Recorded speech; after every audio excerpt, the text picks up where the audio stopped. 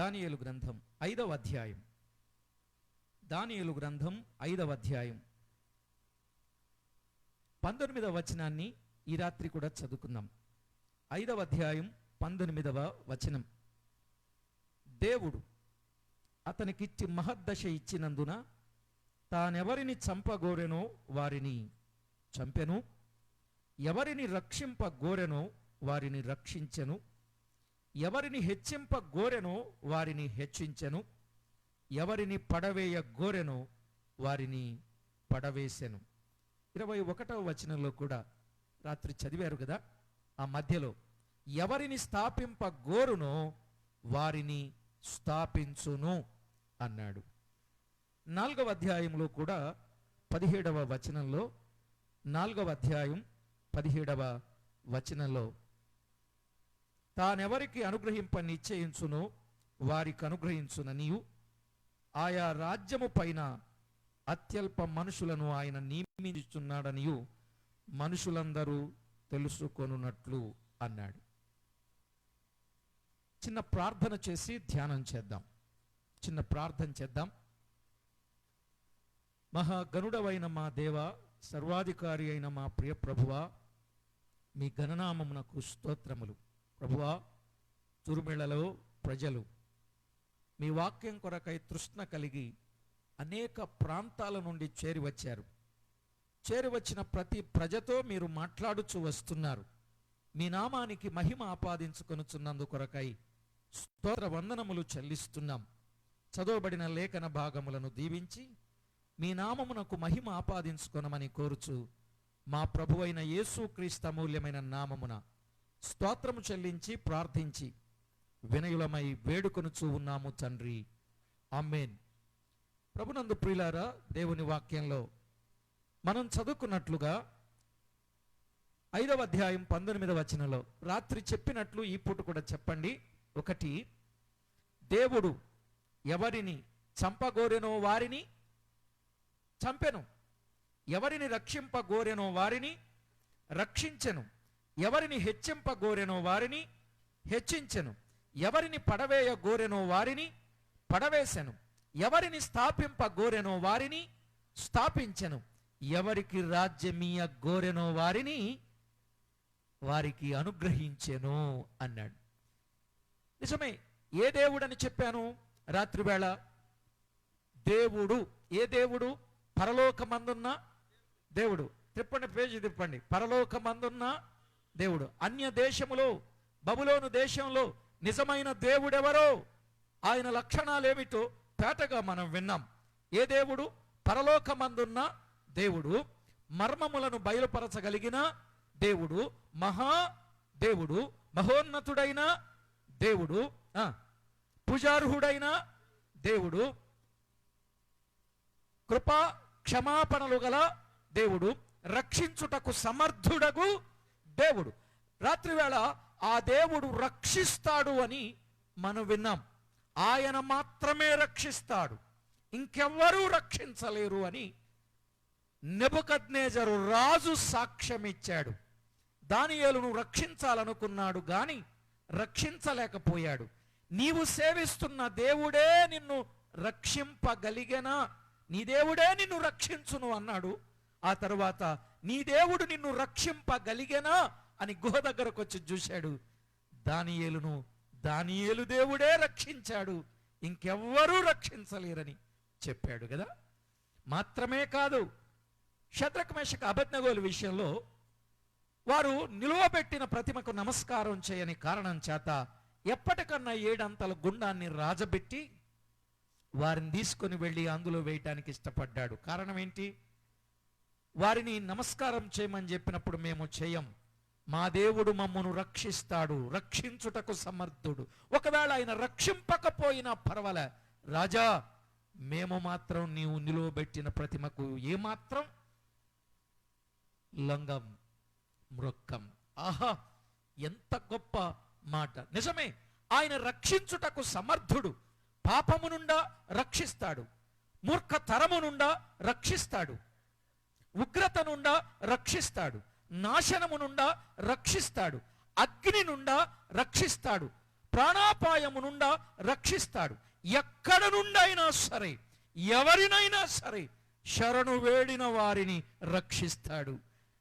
ఈ నామముననే మనము రక్షణ పొందాలి. ఏ నామమున రక్షణ లేదు. ఎవరెవరికి రక్షణ? బూదిగంత నివాసులందరికీ. అందుకే అందరూ వచ్చి, అయ్యలారా రక్షణ పొందాలంటే నేనేం చెయ్యాలని అడిగితే, ప్రభు అయిన యేసుక్రీస్తునందు విశ్వాసం ఉంచితే రక్షణ. ఆ వరుసలో ప్రభు నామమును బట్టి ప్రార్థన చేయువారు రక్షించబడుదురని విన్నప్పుడు రాత్రివేళ ప్రభువు నామమున ప్రార్థన చేసి అనేకులుగా రక్షణ తీర్మానాలు చేశారు. ప్రభుకు స్తోత్రం. ఈ రాత్రి రక్షించిన ఆ దేవుడే రాజ్యాన్ని ఇస్తాడు అనే సందేశాన్ని చెప్పాలని అనుకుంటున్నా. దానియేలు గ్రంథంలో చాలా విషయాలు స్పష్టంగా వ్రాయబడ్డాయి. దాదాపుగా 1 గంట పైబడైతే విషయాలు వివరంగా చెప్పడానికి బాగుండేది, కానీ సమయభావాన్ని బట్టి కొన్ని సంగతులే చెప్పాల్సి వస్తుంది. అయినా అర్థం చేసుకోండి, చక్కగా చెప్పేది వ్రాసుకోండి. దేవుని వాక్యంలో ఉన్న విషయాలు మీరు ఆలోచన చేయండి. బైబిల్ గ్రంథంలో వ్రాయబడిన మాటలు ఈ దానియేలు గ్రంథంలో నేను కథలా చెప్తాను. 2వ అధ్యాయములో రాజుగారికి ఒక కల వచ్చింది. రాజుగారికి ఒక కల వచ్చింది. ఆ కల మర్చిపోయాడు. ఆ కల కూడా మర్చిపోయాడు. ఆ మర్చిపోయిన కల చెప్పమని 6 వర్గాల ప్రజలను పిలిపించాడు. ఎవరెవరిని అని మనం ఆలోచన చేస్తే 2వ అధ్యాయములో శకునగాండ్రను, గారడి విద్య గల వారిని, మాంత్రికులను, కల్దీలను పిలిపించాడు. 13వ వచనం 2:13లో జ్ఞానులను పిలిపించాడు. 27వ వచనంలో జ్యోతిష్కులను పిలిపించాడు. 6 వర్గాల ప్రజలు చేరి వచ్చారు. ఆ 6 వర్గాల ప్రజలు ఆ కలభావాన్ని చెప్పమన్నాడు, గాని ఎవ్వరూ చెప్పలేకపోతున్నారు. అప్పుడు రాజుగారు అన్నారు, మీరు గాని చెప్పకపోతే మిమ్ములను మీ ఇంటిని తుత్తునీలుగా చేసి పెంట కుప్పగా చేస్తానన్నాడు. వీళ్ళన్నారు, ఏంటి రాజా, ఒకవేళ నువ్వు కల చెబితే దాని భావాన్ని చెప్పగలం, గాని ఆ కలను భావాన్ని చెప్పాలంటే మా వల్ల అవుద్దా? ఎవరైనా దేవతల ఆత్మగలవాడు ఎవరైనా ఉంటే వారు చెప్పొచ్చేమో తప్ప మేం చెప్పలేం అని ఒప్పుకున్నారు. ఆర్యోకు ఆజ్ఞ ఇచ్చాడు, బయలుదేరు అన్నాడు. వారిని నాశనం చేయమని చెప్పినప్పుడు సమయం అడిగారు, గడువు అడిగాడు దానియేలు. ఆ 3 స్నేహితులను ప్రార్థన చేయమని చెప్పి ఆయన ఆ సంగతిని గురించిన వివరాన్ని చెప్పడానికి ఆయన ఇష్టపడ్డాడు. రాజా, మీకొచ్చిన కల, ఆ కలభావం చెప్తున్నాను వినండి అన్నాడు. అదే మనము జాగ్రత్తగా ఆలోచన చేసినట్లయితే ప్రియులారా, స్పష్టంగా వ్రాయబడిన ఆ సంగతులను మనము గమనిస్తాం. 31వ వచనం 2:31, రాజా తాము చూచుచుండగా బ్రహ్మాండమగు ఒక ప్రతిమ కనబడెను గదా, ఈ గొప్ప ప్రతిమ మహాప్రకాశమును భయంకరమైన రూపమును గలదై తమరి ఎదుట నిలిచెను అన్నాడు. రాజా తాము చూచుచుండగా ఏం కనబడింది చూడండి. 1 అంకెలేసుకోండి బైబిల్లో. 1 బ్రహ్మాండమగు ప్రతిమ, 2 గొప్ప ప్రతిమ, 3 మహాప్రకాశమానమైన ప్రతిమ, 4 భయంకరమైన రూపము గల ప్రతిమ. మీరందరూ చెప్తారా ఏంటి ఆ ప్రతిమ? 1 బ్రహ్మాండమగు ప్రతిమ, గొప్ప ప్రతిమ, మహాప్రకాశమైన ప్రతిమ, భయంకరమైన రూపము గల ప్రతిమ. రాజా ఇదే కదా అన్నాడు. ఇదే ఇదే ఇదే ఇదే అన్నాడు. ఇదే ఇదే అన్నాడు. వెంటనే ఇదే అన్న తర్వాత ఆ కలభావం కూడా చెబుతున్నాను రాజా అన్నాడు. అలాగైతే చెప్పయ్యా అని అక్కడున్న సంగతులను మనము గమనిస్తాం. ఆ కలను, ఆ కల భావాన్ని కూడా చెప్పాడు. 37వ వచనం నుండి, రాజా మీరు రాజులకు రాజు అయి ఉన్నారు, అధికారమును ఘనత వహించిన వారుగా ఉన్నారు అని చెప్పి, రాజా, మీకు కనబడిన ఆ ప్రతిమలో బంగారపు శిరస్సు కనిపించింది కదా, ఆ ప్రతిమ, ఆ బంగారు శిరస్సు మీరే రాజా అన్నాడు. ఆహా, పొంగిపోయాడు, పొంగిపోయాడు. ఎవరు? రాజుగారు. నేనా ఆ బంగారపు శిరస్సు? నేనే అని మనసులో అనుకున్నాడు. రాజా, ఆ ప్రతిమ కనబడింది, ఆ బంగారు శిరస్సు మీరే అన్నాడు. రైట్ ప్రియులారా, ఆ బంగారు శిరస్సు మీరే. నా దగ్గర ఒక పటం ఉంది, అది బహుశా మీకు కనబడదు కానీ ఈ ప్రతిమ ఆయన చూస్తున్నాడు.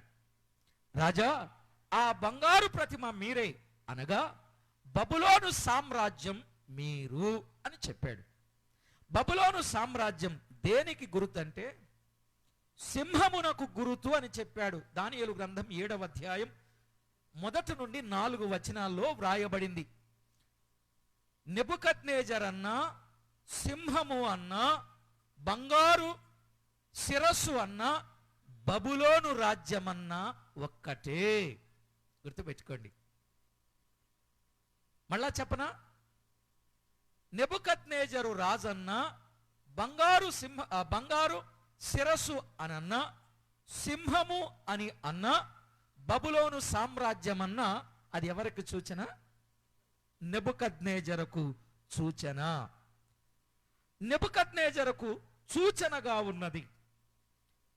రాజా, క్రీస్తు పూర్వం 606 నుండి క్రీస్తు పూర్వం 536 వరకు ఆ రాజు మీరే అని చెప్పాడు. తారీఖులతో కూడా చెప్పాలి, వేళ చాలా వర్తమానం చెప్పాలనుకున్నానండి, కానీ చెప్పలేకపోతున్నా. రైట్ ప్రియులారా, వినండి. ఆ రాజా మీరే ఆ రాజు అని చెప్పాడు. ఆ తరువాత కొంత బలహీనమైనటువంటి రాజ్యం ఒకటి, తమరు చనిపోయిన తరువాత తమరి రాజ్యము కంటే 2:29 తక్కువైన రాజ్యం ఒకటి లేచును అన్నాడు. ఆ రాజ్యం ఏ రాజ్యం? మాదియా పారసీక రాజ్యం. అది ఎలుగుబంటుకు సూచన. 8వ అధ్యాయం 1 నుండి 7 వచనాలు. అది ఎలుగుబంటుకు సూచన అన్నాడు. దేనికి సూచన? అది ఎలుగుబంటుకు సూచన రాజా అని చెప్పాడు.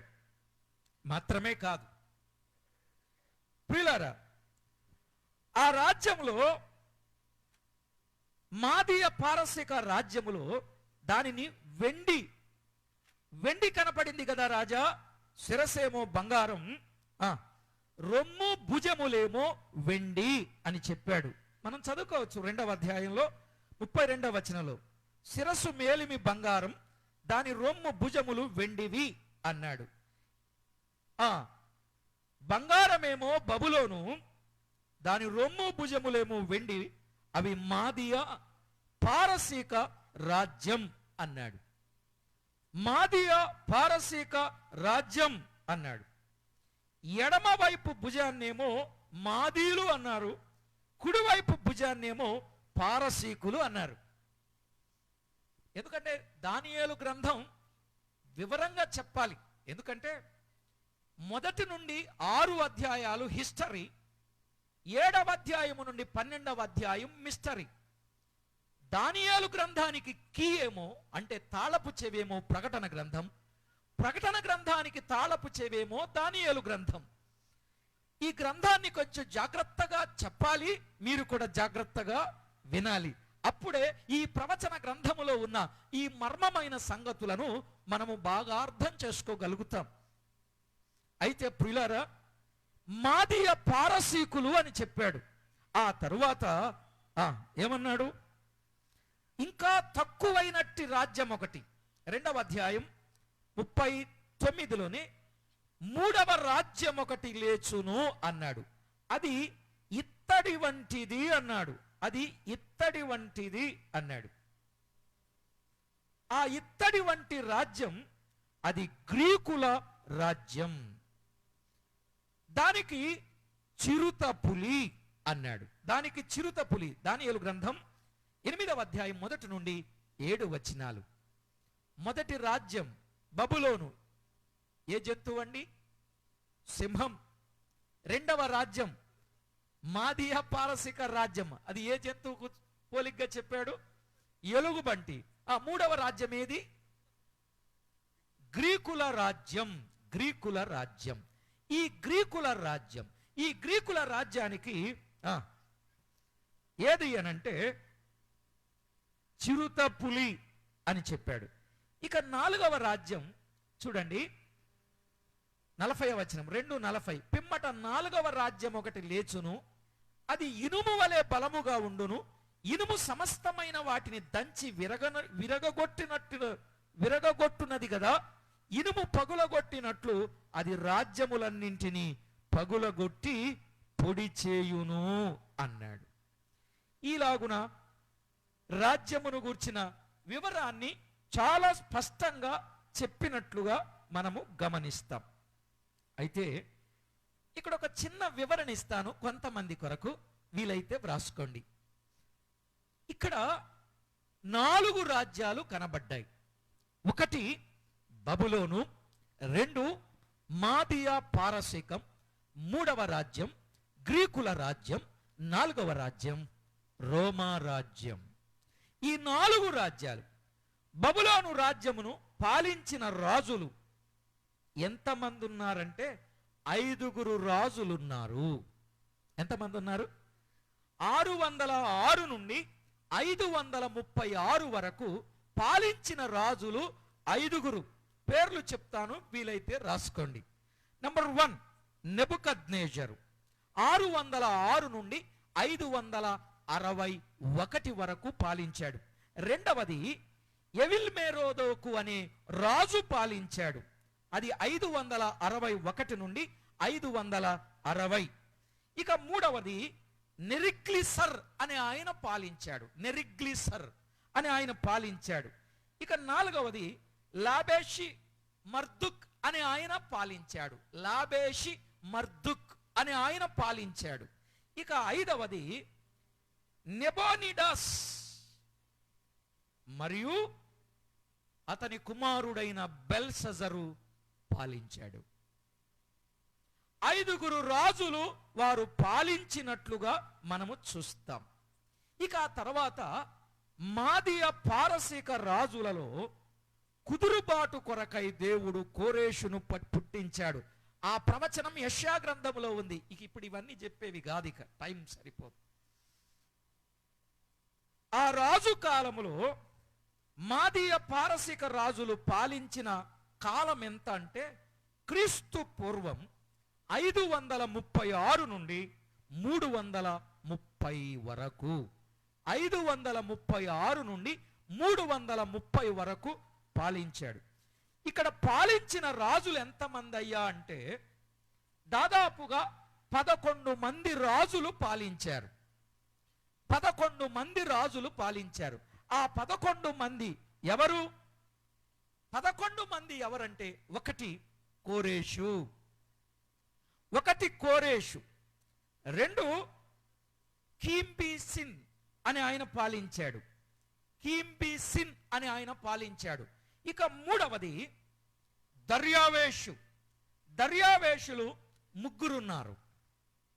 దర్యావేషులు 3 ఉన్నారు. 3 దర్యావేషులు పాలించారు. అక్కడికి 5 మంది అయ్యారు. ఆ తర్వాత హర్తహశస్తాలు నెంబర్ 1, నెంబర్ 2, నెంబర్ 3, నెంబర్ 4 4 హర్తహశస్తులు ఉన్నారు. ఈ 4 పాలించారు. అంటే అప్పటికి ఎంతమంది అయ్యారు? 9. ఈ మధ్యలో మరో 2 పాలించారు. అహష్వరోషు 1, అహష్వరోషు 2. అంటే కోరేషు పాలించాడు, కింబిసిన్ అని ఆయన పాలించాడు, అహష్వరోషులు 2 పాలించారు, హర్తహశస్తాలు 4 పాలించారు. ఆ తర్వాత ప్రియులారా గ్రీకుల రాజ్యం వచ్చింది. ఏ రాజ్యం?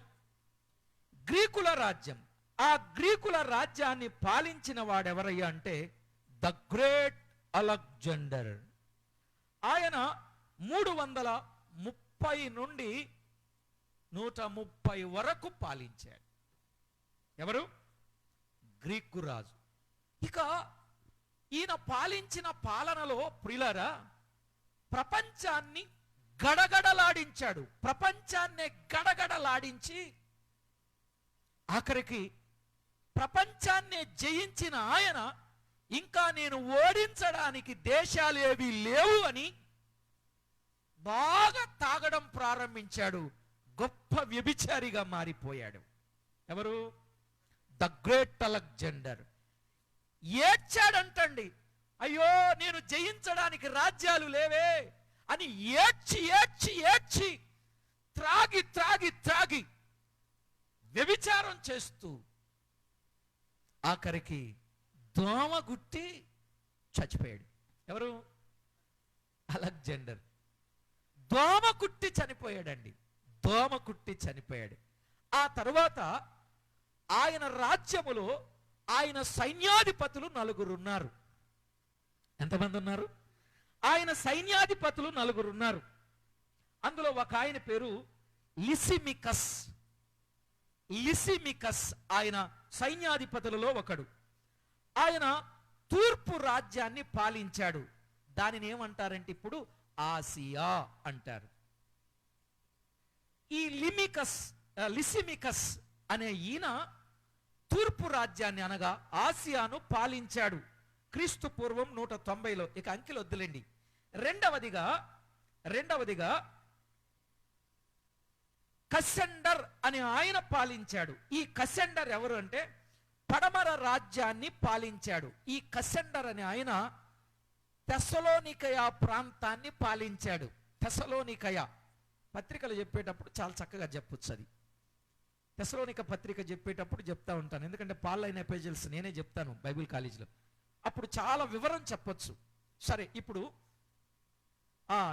పడమర రాజ్యాన్ని పరిపాలించిన వాడెవరు? కసెండర్. ఆయన ఎక్కడ పాలించాడు? తెస్సలోనికయ. ఇక మూడవదిగా సెల్యూకస్ అంతియోకస్ అని ఆయన పాలించాడు. సెల్యూకస్ అంతియోకస్ అని ఆయన పాలించాడు. ఆయన పాలించిన రాజ్యాన్ని ఉత్తర రాజ్యం అన్నారు.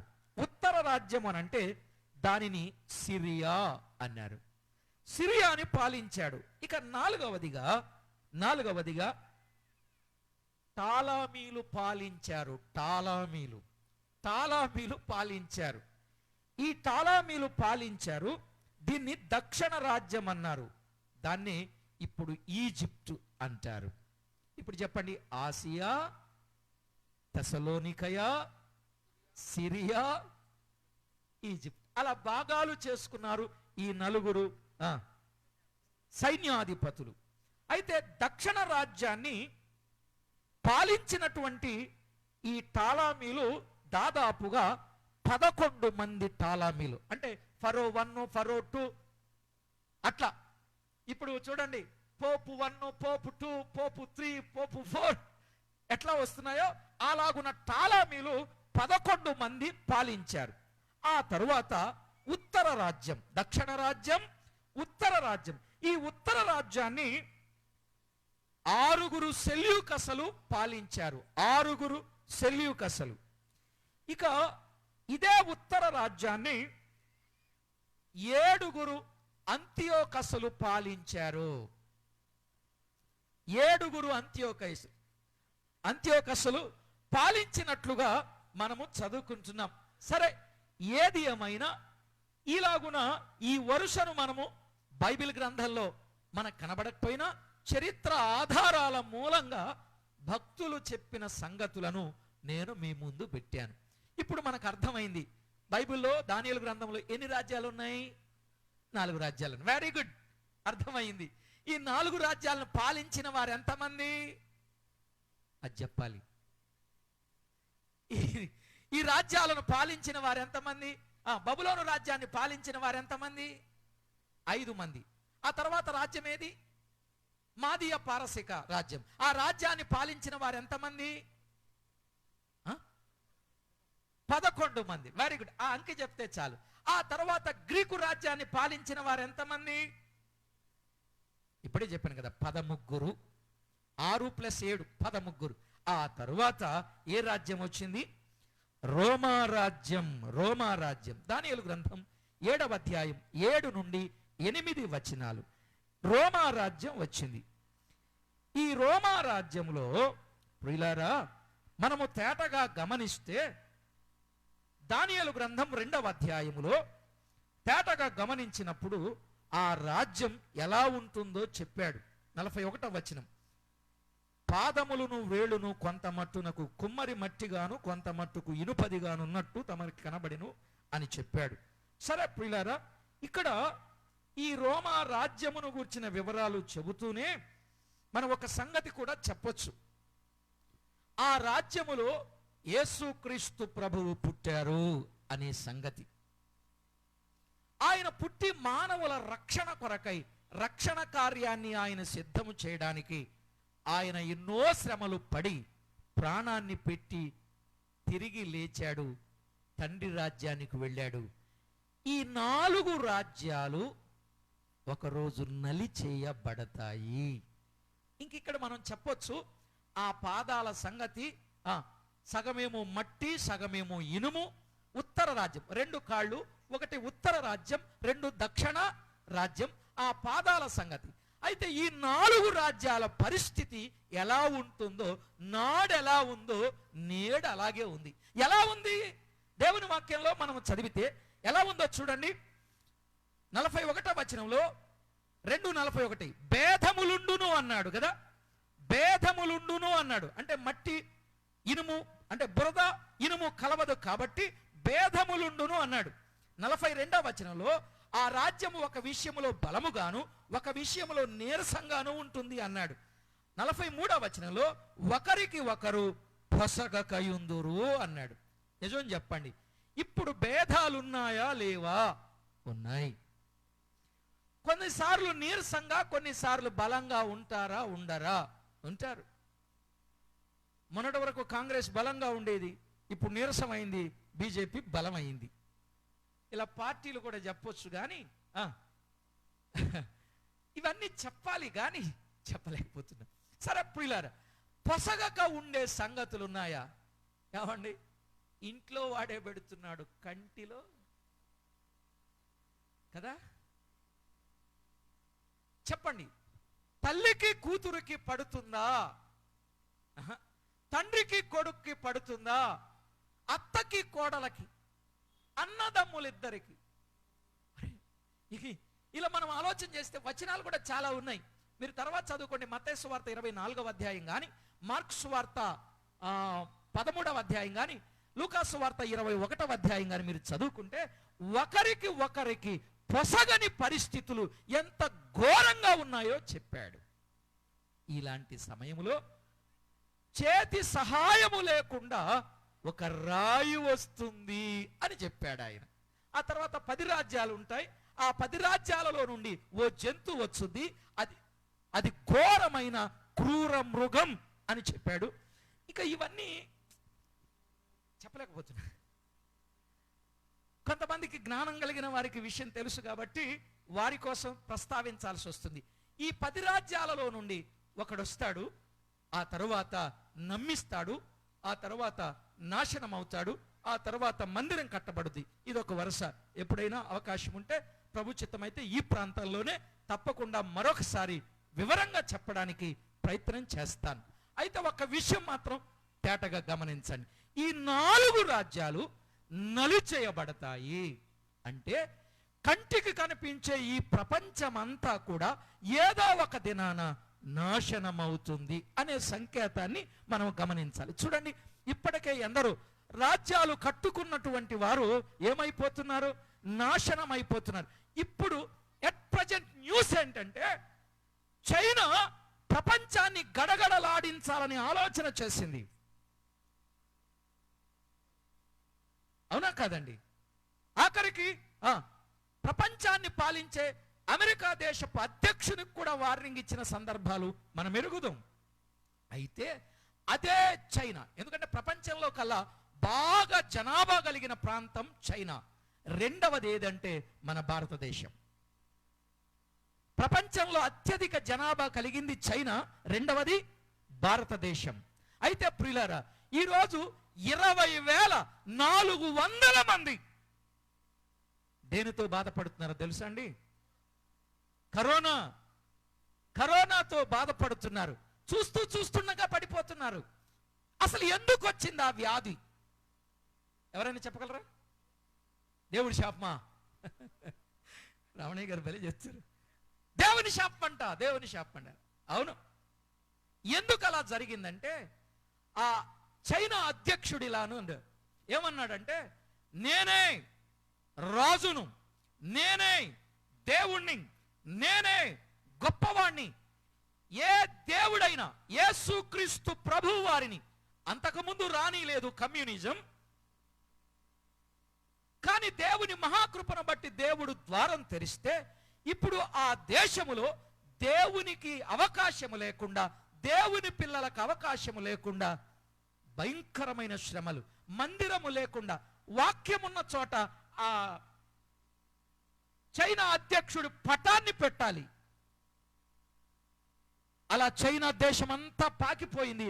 ఆయన పటాలు, ఫోటోలు దేవుని వాక్యం ఉన్న చోట పెడుతూ ఉంటే, దేవునికి స్థానం లేకుండా చేస్తే దేవుడు కొంచెం రుచి చూపించాడు అంతే.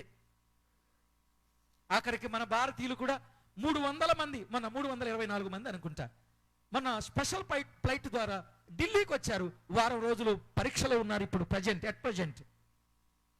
ఎంత ఘోరం ప్రియులారా! ఇప్పుడు మనం ఆలోచన చేస్తే ఎన్నో డొమెస్టిక్ విమాన సర్వీసులు, ఇంటర్నేషనల్ ఎయిర్పోర్ట్స్ ఎన్నో మూతలు పడ్డాయి. ఇప్పుడు మనకేం తెలియదు కానీ అవి ఇప్పుడు మూతలు పడ్డాయి. ప్రయాణాలు చేయడానికి కూడా ప్రాణాన్ని గుప్పెట్లో పెట్టుకొని అరచేతులతో గుండెలను అద్దుకుంటున్నారండి. ఇంటిలో వాళ్ళు కోల్పోయి 20,400 మంది, దాదాపు ఇప్పటికి 300 మంది చనిపోయారు. 20,400 మంది హాస్పిటల్లో వైద్యం పొందుతున్నారు. ఇంత ఘోరమైనటువంటి పాపాన్ని ఒకప్పుడు బలమైన జనము గలవాడి గాని నీరసమైపోయాడు. ఇప్పుడు వార్తలు ఏంటంటే, ఆ యేసు ప్రభువుని వేడుకుంటే ఆయన తగ్గిస్తాడేమో అని సంకేతాలు వస్తున్నాయి ప్రియులారా. ఈ విషయాలన్నీ వింటున్నప్పుడు మనకు అర్థమయ్యేది ఏంటంటే, దేవునికి విరోధంగా రూపింపబడిన ఏ విధ ఆయుధమును, గట్టిగా చెప్పండి, వర్ధిల్లదు. తనకు తానుగా స్థాపించుకున్న ఏ రాజ్యమైన కుప్పకూలిపోద్ది. ఎందరో నియంతలు ఉన్నారు, వారి పేర్లు కూడా చెప్పొచ్చు ఇప్పుడు మనం, కానీ అవన్నీ వద్దు. ఎందరో నియంతలు ఉన్నారు, వారందరూ కూడా ఒకానొక దినాన నాశనం అయిపోతూనే ఉన్నారు. అయితే ప్రియులారా, ఈ సర్వభూతలమంతా రాజ్యం ఒకటి రాబోతుంది. ఆ రాజ్యం ఏ రాజ్యం? త్వరగా చెప్పుకుందాం. 4వ అధ్యాయం, దానియేలు గ్రంథం 4వ అధ్యాయం 3వ వచనాన్ని చదువుకుందాం. ఆయన సూచక్రియలు ఎంతో బ్రహ్మాండమైనవి, ఆయన అద్భుతములు ఎంతో ఘనమైనవి. ఆయన రాజ్యం, చెప్పండి, ఆయన రాజ్యం శాశ్వత రాజ్యం, ఆయన ఆధిపత్యము తరతరములు. ఆయన రాజ్యం ఏ రాజ్యం అంటే శాశ్వత రాజ్యం. మీరు గుర్తుపెట్టుకోండి, రాబోయే రాజ్యం శాశ్వతమైన రాజ్యం. రెండవదిగా 6వ అధ్యాయం 26వ వచనం, ఆయన రాజ్యం ఆఖరిలో వ్రాయబడింది, ఆయన రాజ్యం నాశనము కానేరని రాజ్యం. 1 శాశ్వత రాజ్యం, 2 నాశనము కానేరని రాజ్యం. 3వది 7వ అధ్యాయం 14వ వచనాన్ని చదువుకుందాం. 7:14, ఆయన రాజ్యం ఎప్పుడును లయము కాదు, ఆయన రాజ్యం ఎప్పుడును లయము కాదు అన్నాడు. ఆయన రాజ్యం 7వ అధ్యాయం 27వ వచనం, 7:27, ఆయన రాజ్యం నిత్యము నిలుచును. చెప్పండి, 4 రాజ్యాలు చెప్పాను. 1, గట్టిగా చెప్దామా, అందరం చెప్దాం. 1, అమ్మా చిన్నపిల్లలు బాగా చెప్పచ్చు, చెప్పండి యవనస్తులు. 1, ఆయన రాజ్యం శాశ్వత రాజ్యం. 2 ఆయన రాజ్యం నాశనము కానేరని రాజ్యం. వెనక వాళ్ళకు చెప్పండి. 3 ఆయన రాజ్యం ఎప్పటికీ లయము కాని రాజ్యం. 4 ఆయన రాజ్యం నిత్యము నిలిచే రాజ్యం. నిత్యము నిలిచే రాజ్యం. ఆ రాజ్యములో మనలను రాజులుగా చేయాలని, ఆ రాజ్యములో మనలను చేర్చాలని ఆయన ఆలోచన చేసి రాజ్యభారము గలవాడుగా వచ్చాడు రోమా రాజ్యంలో. ఆ మాటలు చదువుకుందాం. యెషయా గ్రంథం 9వ అధ్యాయం. యెషయా గ్రంథం 9వ అధ్యాయం 6వ వచనాన్ని మనం చదువుకుందాం. 9వ అధ్యాయం 6వ వచనం. ఆయన భుజము మీద రాజ్యభారముండును. ఎందుకంటే ఈ 4 రాజ్యాలు ఏమైపోయాయి? నాశనమైపోయాయి. అయితే ఆయన సృష్టించుకున్న ప్రజలు నాశనం కాకూడదని ఆయన రాజ్యభారము గలవాడుగా ఉన్నాడు. ఆయన రాజ్యం ఇప్పుడు చెప్పండి, భారముగా ఆయన భుజము మీద ఆ భారాన్ని పెట్టుకొని వచ్చాడు. ఆ రాజ్యం చూడండి 7వ వచనంలో చెప్పాడు. ఆ రాజ్యం 4వ లైన్ 5వ లైన్ చూడండి 7వ వచనంలో, న్యాయము వలనను నీతి వలనను రాజ్యమును స్థిరపరచునన్నాడు. రాజ్య భారము కలిగిన ఆయన నీతి వలన రాజ్యమును స్థిరపరుస్తాడు అన్నాడు. 7వ వచనం మొదటి మాట, ఇది మొదలుకొని మితి లేకుండా ఆ రాజ్యానికి వృద్ధి క్షేమం అన్నాడు. బాగా గమనించండి, ఆ పాయింట్స్ పట్టుకోండి చాలు, వివరించే టైం లేదు, నా టైం ఇంకా 10 నిమిషాలే ఉంది. జాగ్రత్తగా గమనించండి. విన్నారా? ఆ రాజ్యం ఏమండి, భారము కలిగిన ఆయన భుజం మీద మనలను మోయాలని ఆశ కలిగిన ఆయన నీతి వలన రాజ్యమును స్థిరపరిచి దానికి వృద్ధి, దానికి క్షేమమును కలిగించడానికి ఆయన ఇష్టపడ్డాడు. మాత్రమే కాదు, ఆ రాజ్యాన్ని ఏమండి నియమించిన వాడెవరు? 7వ వచనం. అక్కడే రాజ్యమును సర్వకాలము దావీదు సింహాసనమును రాజ్యమును నియమించును. అంటే నియమించిన వాడు ఆయనే, స్థిరపరచిన వాడు ఆయనే, వృద్ధి చేయువాడు ఆయనే, క్షేమమునిచ్చువాడు. 7వ వచనంలోనే అక్కడే అతడు సింహాసనాసీనుడై రాజ్య పరిపాలన చేయును. మీరు త్వరగా చెప్తారా ఈ మాటలు? 1, రాజ్య భారము గలవాడు ఆయనే అనండి చాలు, అందరూ చెప్తాం. రాజ్య భారము గలవాడు ఆయనే. ఆ రాజ్యమును నియమించిన వాడు, గట్టిగా నియమించిన వాడు ఆయన. ఆ రాజ్యమును స్థిరపరచిన వాడు, ఆ రాజ్యమునకు వృద్ధిని ఇచ్చేవాడు, ఆ రాజ్యమును క్షేమముగా ఉంచేవాడు ఆయనే. ఆ రాజ్యమును పరిపాలించేవాడు ఆయనే. మరొక్కసారి చెప్పుకుందాం. మీరు మొదటి మాట చెప్తే నేను ఆయనే అంటా. చెప్తారా? ఆయనే. రైట్, మళ్ళా మీరు ఆయనే అనండి. Thank you. వరుసలో విందాం, వరుసలో విందాం. రాజ్య భారము గలవాడు, రాజ్యమును నియమించినవాడు, ఆ రాజ్యమును స్థిరపరచినవాడు, ఆ రాజ్యమును వృద్ధి చేయువాడు, ఆ రాజ్యమునకు క్షేమమునిచ్చువాడు, ఆ రాజ్యమును పాలించేవాడు ఆయనే. ఆ రాజ్య పాలన ఎలా ఉంటుంది? ఆ రాజ్య పాలన ఎలా ఉంటుంది? ఆ పాలన ఎలా ఉంటుంది? యెషయా గ్రంథం 32వ అధ్యాయం మొదటి వచనం. యెషయా గ్రంథం 32వ అధ్యాయం మొదటి వచనం ఆలకించండి. రాజు నీతిని బట్టి రాజ్య పరిపాలన చేయును అన్నాడు. విన్నారా? రాజు ఎలా పరిపాలన చేస్తాడు? నీతిని బట్టి. పిల్లరా, రేపు రాజ్య పరిపాలన నీతిని బట్టి కొనసాగబోతుంది. నీతిని బట్టి పరిపాలన కొనసాగబోతా ఉంది. మాత్రమే కాదు ప్రియులారా, రేపు ఆ రాజ్యములో ఏముంటుంది? ఈ రాత్రి నేను గట్టిగా చెప్పడానికి కారణం, ఈ లోక రాజ్యాల్లో ఏమున్నాయి? భేదాలా ఉన్నాయి, బలహీనత, నీరసం, బలమా ఉన్నది, ఒకరికి ఒకరికి పొసగక ఉంది. చాలా సార్లు మన జీవితంలో మనం అనుకుంటాం, ఎందుకు వచ్చిన బ్రతుకు, చచ్చిపోతే బాగుండు అని. నేను ఎప్పుడు అనుకోలేదండి అన్నవారు ఇలాగానండి. చచ్చిపోతే బాగుండని అనుకోనని వారు ఈ సభలో ఒక్కరన్నా ఉన్నారా? ఉండరండి, ఉండరు. ఎన్నోసార్లు చచ్చిపోతే బాగుండు, దేవుడా నువ్వు ఉంటే నన్ను త్వరగా తీసుకెళ్ళిపో అన్నవాళ్ళు కూడా ఉన్నారు.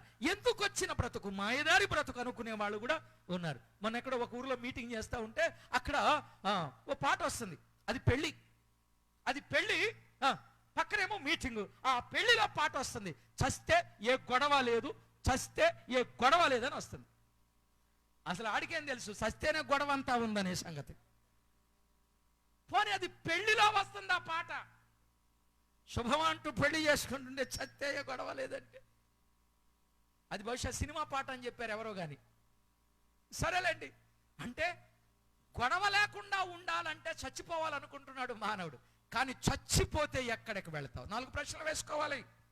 అసలు ఎక్కడ నుండి ఇక్కడికి వచ్చాం, ఇక్కడ ఎంతకాలం బ్రతుకుతాం, ఇక్కడ నుండి రేపు ఎక్కడికి వెళతాం, అక్కడ ఎలా ఉంటుంది, అక్కడ ఎంతకాలం ఉంటాం? ఈ 4 ప్రశ్నలు వేసుకోవాలి. తురుమెళ్ళ ప్రజలారా, చేరవచ్చిన సభికులారా, ఈ 4 ప్రశ్నలు వేసుకోండి. అసలు ఎక్కడ నుండి ఇక్కడికి వచ్చాం, ఇక్కడ మనం ఎంతకాలం ఉంటాం, ఇక్కడ నుండి రేపు ఎక్కడికి వెళతాం, అక్కడ మనం ఎంతకాలం ఉంటాం? ఈ ప్రశ్నకు జవాబు బైబిల్ గ్రంథం ఒక్కటే సమాధానం ఇచ్చేది. భూమి మీదకి వచ్చిన ఏ ఒక్కరైనా ఉంటారా, వెళ్ళిపోతారా? ద గ్రేట్ అలెగ్జాండర్ దోమ గుట్టి చనిపోయాడు కదా. అసలు మనం కూడా ఎవరమో తెలుసా? మనం కూడా దోమలమే. నీటి పుడగా, గడ్డి పువ్వు, ఆవిరి, నీడ, చేద నుండి జారిడి నీటి బిందువు, త్రాసు మీద ధూళి కదండి ఇప్పుడు దాకా మనం అనుకున్నది. యెషయా గ్రంథం 51, యెషయా గ్రంథం 51వ అధ్యాయం 6వ వచనం చదువుతారా? అందలి నివాసులు, మధ్యలో చదువునానా, అందలి నివాసులు అటువలే చనిపోవుదురు, అటువలే అటువలే అటువలే. పుట్లోట్లో చూడనా, అటువలే,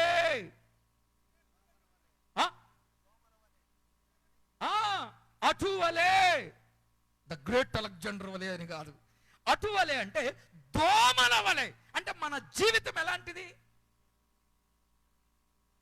ఇప్పుడు దోమలు చంపడానికి ఎన్ని రకాల లిక్విడ్లు, ఎన్ని రకాల బ్యాట్లు వస్తున్నాయి. నిజంగా దేవుడే ఆయన చేతిలో బ్యాట్ ఉంటే మనం ఎప్పుడో ఏమైపోయే వాళ్ళం, టప టప పేల్చి పడేసేవాడు.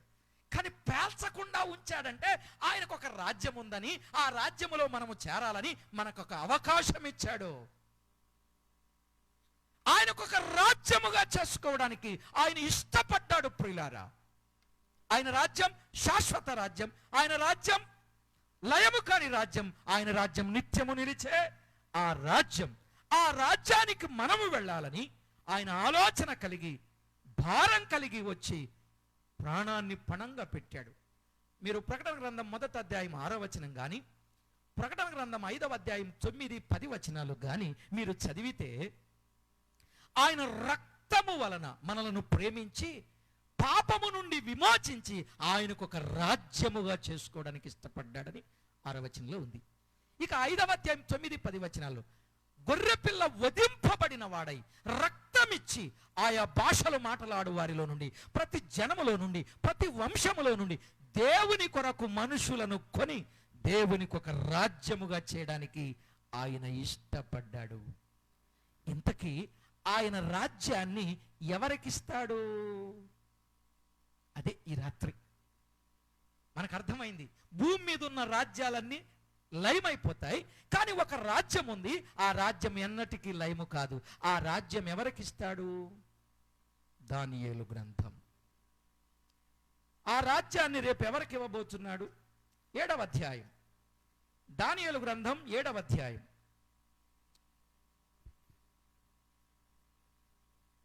18వ వచనాన్ని చదువుకుందాం.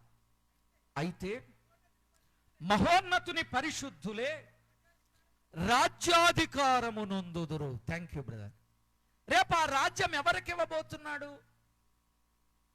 మహోన్నతుని పరిశుద్ధులకే. అంటే పరిశుద్ధత లేని వారికి రేపు ఆ రాజ్యం లేదు. పరిశుద్ధత లేని వారు పాతాళానికి వెళతారు. ఎందుకంటే పాపం చేసిన వాళ్ళని పట్టుకునేది ఎవరు? నన్ను ఎవ్వరు పట్టుకోలేదు అనుకుంటున్నారు ఈవేళ. యోబు గ్రంథం 24:18 అనావృష్టి చేతను వృష్ణము చేతను మంచు నీళ్లు ఎగసిపోవునట్లు పాపము చేసిన వారిని పట్టుకునేది ఎవరు? పాతాళం, పాతాళం, పాతాళం, పాతాళం. అవునోయ్, చాలా మంది నేనేం పాపం చేశాను, నేనెప్పుడు పాపం చేశాను, నేనెక్కడ పాపం చేశాను, నేనెలాగూ పాపం చేశాను, నేనెక్కడ ఎవరితో పాపం చేస్తే చూపించండి అంటున్నారు.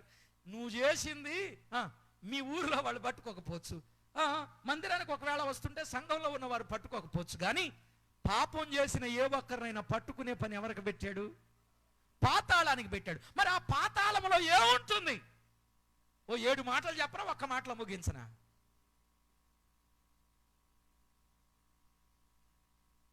చెప్పండి, ఒక్క మాటలో ముగిస్తా. రేపు ఆ రాజ్యంలో ఏముంటుందో చెప్తా. పాతాళములో ఏముంది అని అంటే మీరు అక్కడే 24:19, 20 వచనం కూడా చదివేస్తే యోబు గ్రంథంలో అక్కడ ఏముందంటే, కన్న గర్భము వారిని మరిచిపోవును, పురుగు వారిని కమ్మగా, పురుగు వారిని కమ్మగా, పురుగు వారిని కమ్మ. కీటకాలు ఉంటాయి, ప్రేతలు ఉంటాయి అన్నాడు యెహెజ్కేలు గ్రంథం, యెషయా గ్రంథం 14వ అధ్యాయంలో, లూకాసు వార్త 16వ అధ్యాయంలో వేదన, ఒక్క బొట్టు నీరు దొరకదు, పళ్ళు పటపట కొరకాలి, వేదన యాతన ఉంటుంది. అబ్బా బబ్బా అబ్బా అబ్బా అని అంటా ఉంటే రక్షించే నాదుడు లేక చాలా బాధపడాలి. అందుకే రాజ్యం మహోన్నతుని పరిశుద్ధులకు. రేపు ఆ రాజ్యం ఎలా ఉంటుంది? యెషయా గ్రంథం 32:17లో ఆ రాజ్యం ఎలా ఉంటుందో చూడండి. ఎలా ఉంటుంది ఆ రాజ్యం? ఏమండి విన్నారా? రేపు ఆ రాజ్యములో వరుసగా చెప్తున్నాను, తమ్ముడు నెమ్మదిగా చదువు. 1, రేపు ఆ రాజ్యములో నీతి ఉంటుంది. 2, సమాధానం ఉంటుంది. 3, నిమ్మళము ఉంటుంది. 4, నిబ్బరము ఉంటుంది. 5, విశ్రాంతి ఉంటుంది. 6, ఆనందం ఉంటుంది. 7, సుఖం ఉంటుంది. చాలండి, మళ్ళా చెప్పనా? అక్కడున్న మాటలన్నీ కలిపి చెప్తున్నా, మీరు అర్థం చేసుకోండి. నెంబర్ 1, రేపు ఆ రాజ్యములో నీతి ఉంటుంది. నెంబర్ 2, సమాధానం ఉంటుంది. నెంబర్ 3,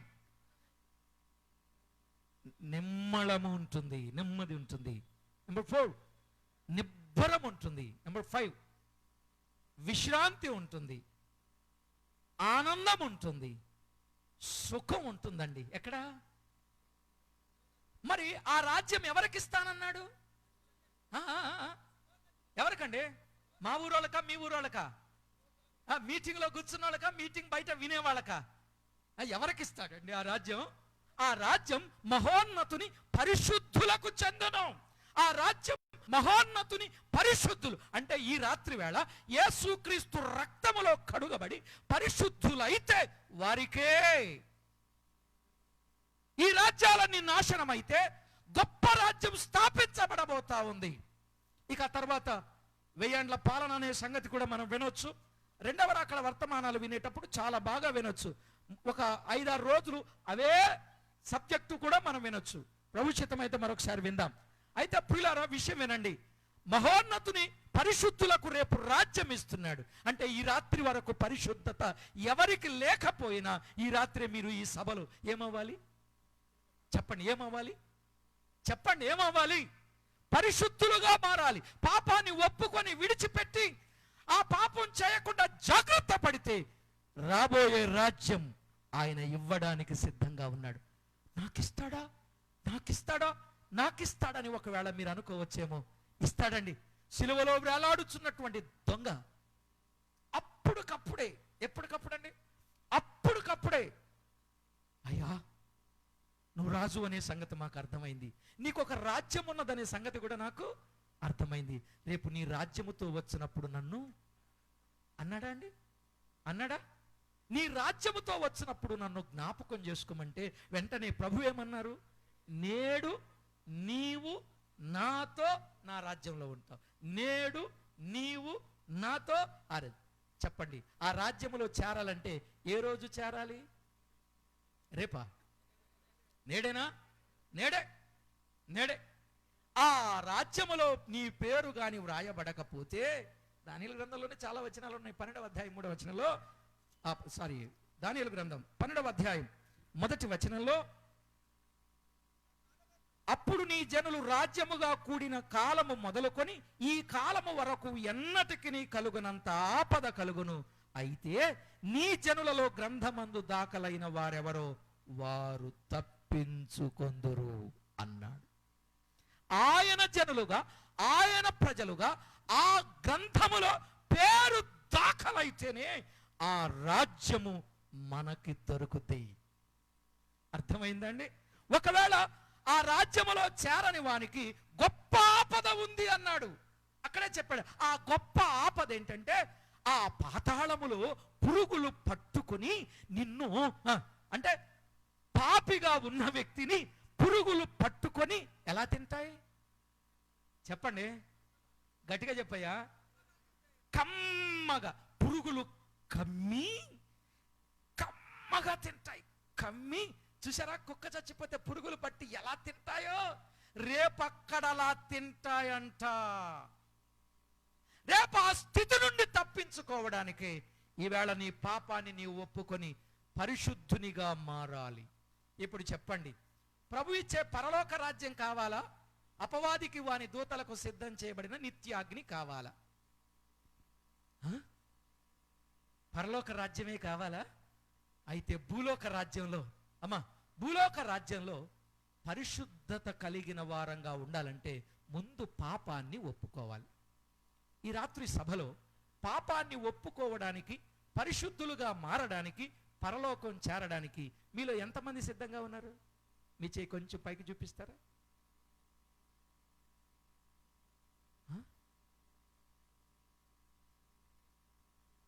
ఒక మాట చెప్తున్నా, పాపం చేసే వారిని ఎవరు పట్టుకుంటారు?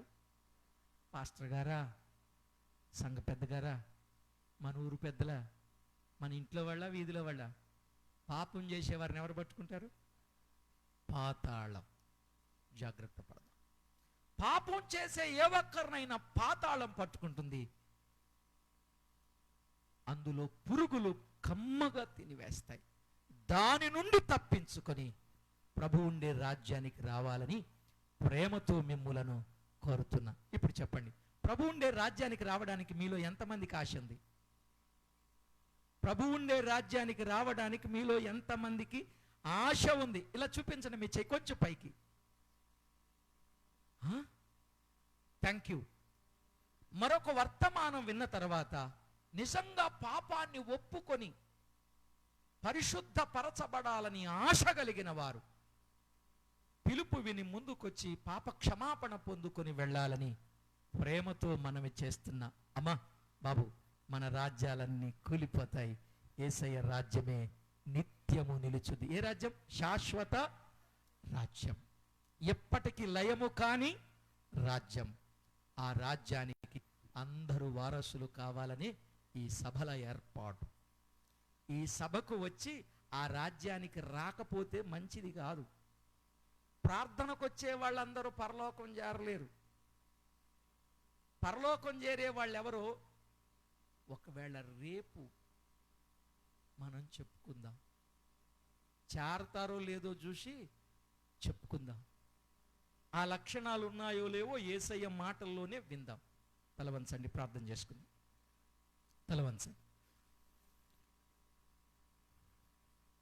ఒక ఆలోచన చేయండి. క్షణాల్లో నేడు నీవు నాతో కూడా పరదేశం